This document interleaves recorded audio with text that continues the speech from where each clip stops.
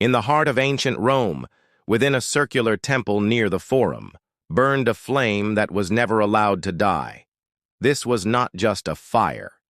It was a covenant, a sacred bond between the gods and the Roman state. As long as the flame of Vesta remained lit, Rome would stand. If it were extinguished, it was believed the city would fall. And the women entrusted with guarding this eternal flame were the Vestal virgins. They were not ordinary priestesses. They were among the most powerful women in a society that denied power to women. Chosen at the age of 6 to 10 from patrician families, they swore 30 years of chastity, silence, and service. Their duty was singular: keep the sacred fire alive. But their role was far more complex than ritual.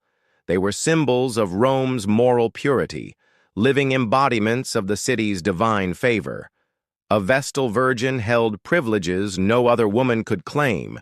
She could own property, make her own will, appear in public without a male guardian, and even pardon a condemned prisoner if their paths crossed on her way to a ceremony. She sat in the front row at public games, a place reserved for magistrates. A consul would rise and yield his seat to her. She was untouchable, by law, by custom, and by the gods. But this power came at a price: absolute chastity. Not just sexual abstinence, but the complete renunciation of marriage and motherhood. Her body was not her own. It belonged to the state and to Vesta, goddess of the hearth. If she broke her vow, it was not considered adultery. It was incestum, a religious pollution, a crime against the divine order. And the punishment was not death by sword or poison. It was burial alive. The law was clear. Any Vestal found guilty of breaking her vow would be entombed underground in a small chamber with only a few days' worth of food, water, and a single candle. The door would be sealed with stone and earth. She would be left to die slowly, not by the hand of man, but by the will of the gods. If she survived more than 3 days, it was said the gods had forgiven her, but no one ever did. This ritual was not just about punishment, it was about purification. The Vestal's impurity had contaminated the sacred flame. Her burial was a sacrifice meant to cleanse the city, to restore divine favor. She was not executed, she was offered. But why such a brutal fate? Why not a simple execution? Because Rome needed more than justice. It needed theater. It needed a spectacle of atonement. The burial was not just for her sins. It was for the sins of the entire republic. Historical records show that accusations of broken vows often coincided with times of crisis. Military defeats, famines, plagues. When Rome suffered, the Vestals became scapegoats. Their purity was a mirror of the state's virtue. If the flame flickered, it was not just a maintenance issue. It was a sign of divine displeasure. And who better to blame than the women sworn to protect it? The selection of Vestals was not random. It was political. A powerful family could gain influence by placing a daughter in the college of Vestals.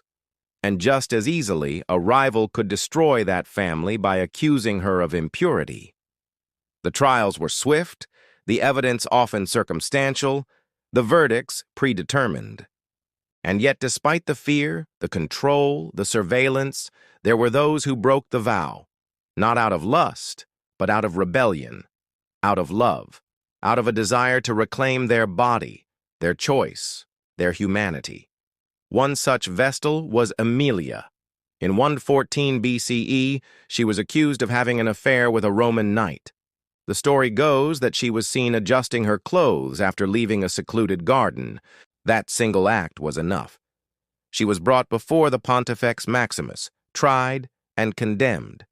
But there was no trial, no defense, no witnesses. Only the word of a priest and the silence of a woman who knew her fate was sealed. Aemilia was buried at the Campus Sceleratus, the evil field, on the outskirts of Rome. The ritual was performed at night. No mourners, no prayers. Just the slow piling of earth over the stone door. But the most disturbing part of the story is not her death. It is the silence that followed. No outcry, no protest, no record of grief, as if she had never existed. And that silence is the true horror. Not the burial, not the candle, but the erasure. Because the Vestal Virgin was never meant to be a person. She was a symbol. And when the symbol failed, it had to be destroyed. Not just physically, but from memory. Yet some whispers survived.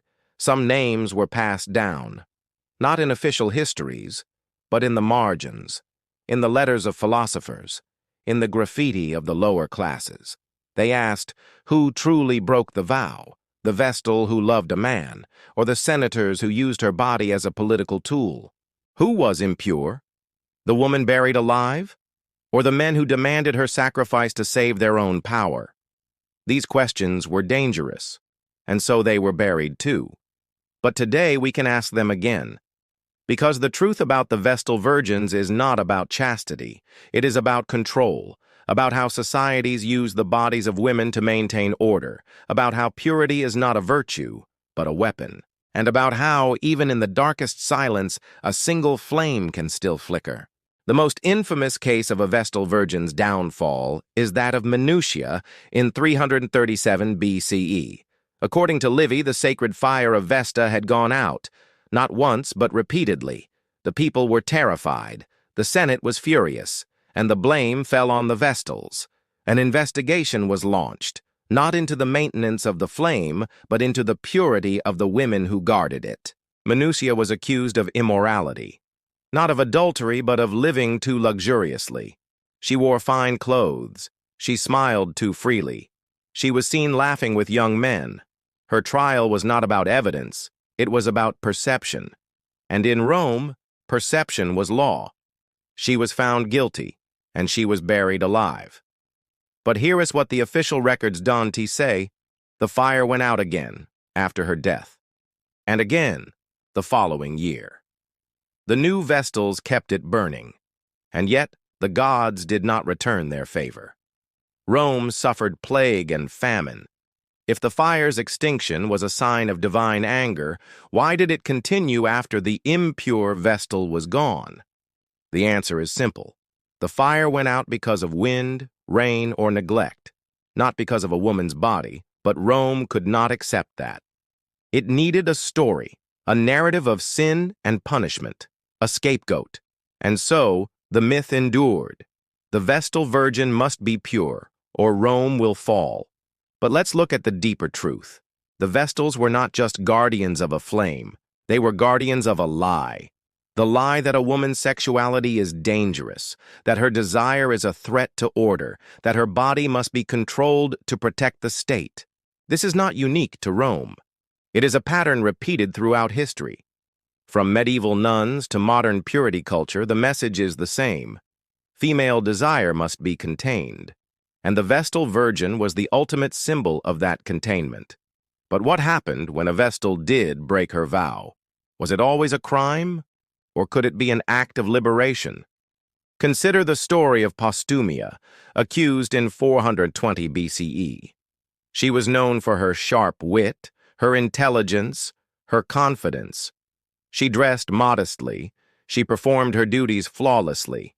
But she was accused of behaving like a man, speaking too boldly, laughing too loudly, commanding too much attention. She was acquitted, but only after being warned to moderate her behavior. Postumia was not guilty of breaking her vow. She was guilty of being too visible, too powerful, too free. And that was the real crime. Now let's return to the ritual of burial alive. It was not a common punishment. Historical records mention only a handful of cases. But its mere existence was enough.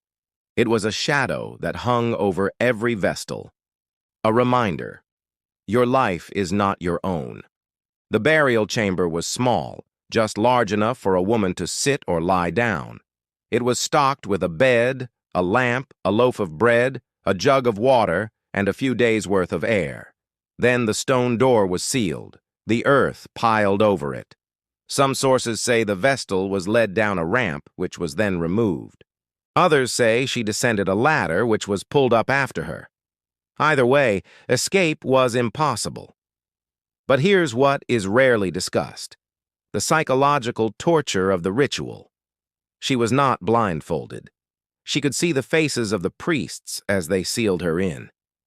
She could hear the stones grinding into place. She could feel the air growing thick, the candle flickering, the silence closing in. And she was told, "If the gods forgive you, you will live." But no one ever did. Was this justice? Or was it a ritual of fear? A performance designed to terrify other Vestals into obedience? And what about the men involved? The lovers, if they existed. Roman law sentenced them to death by whipping, scourging to death in the Forum, a public, brutal execution. But the Vestal, even if she was the victim of coercion or abuse, faced the same fate as the perpetrator. There was no distinction, no mercy, no inquiry into consent, because the crime was not the act, it was the impurity. And in Rome, impurity was not a moral failing. It was a religious emergency. Now, consider the symbolism of the burial. She was not killed. She was given to the gods. The state washed its hands of her. The gods would decide her fate. But the gods never answered. No Vestal ever survived. No tomb was ever opened to find her alive. No miracle occurred. And yet, the ritual continued. Because the point was not redemption. The point was deterrence. And it worked. For over 1,000 years, the Vestal virgins served Rome. The college was dissolved only in 394 CE by Emperor Theodosius I, as Christianity erased the old gods. But their legacy remains, not as symbols of purity, but as symbols of sacrifice, of how easily a woman's life can be traded for the illusion of order. And in that, they are not ancient history. They are a warning. Let's ask the most uncomfortable question. Were the Vestal virgins ever truly chaste? Or was the vow of chastity a myth designed to control them? Some historians argue that the strict enforcement of the vow began only in times of political instability. When the Senate needed to assert its authority, it turned to the Vestals as a symbol of moral decay. Others suggest that the vow was more symbolic than literal, that the purity required was not physical, but ritual, freedom from contamination, not from sex. And there is evidence that some Vestals may have had secret relationships, protected by powerful allies. But the fear was real, the punishment was real, and the silence was deafening. The true tragedy of the Vestal virgins is not that some broke their vow. It is that they were never allowed to choose. They were taken from their families as children, trained in ritual, obedience, and fear, rewarded with status, punished with annihilation. Their power was an illusion, their freedom a performance. And when they failed, whether by desire, by coercion, or by false accusation, they were erased. But let's look at one final story. Licinia, a Vestal accused in 113 BCE. She was charged with having an affair with a young nobleman named Marcus Scaurus. The evidence? She was seen entering his house at night, and she had commissioned a statue of him for the temple. But Licinia did not go quietly. She demanded a trial. She spoke in her own defense. She accused the accusers of political motives, and she was believed. She was acquitted. But within a year, she was accused again, this time with 2 other Vestals, Marcia and Aemilia. This time, the trial was different. The public was enraged. The Senate was pressured. All 3 were found guilty, and all 3 were buried alive. The story of Licinia reveals the truth. The system was not about justice. It was about control. When a Vestal challenged the power structure, she became a threat, and threats were eliminated. Today, we look at the Vestal virgins not as relics of a forgotten religion, but as mirrors of our own world. Where are women still punished for their sexuality? Where are they still used as symbols of national morality? Where are they still silenced when they speak? The burial chamber may be gone, but the mechanisms of control remain. The Vestal virgin was not a woman. She was a vessel, a flame to be guarded, a body to be sacrificed, a story to be erased. But now we can tell her story, not as a warning, but as a reckoning, because the past is not dead. It is not even past, and if we do not remember what was buried, we may find ourselves digging the same grave again. If this story opened your eyes, please like, subscribe, and turn on the bell. Next time, how Roman emperors used incest to maintain their bloodline and the dark psychology behind it.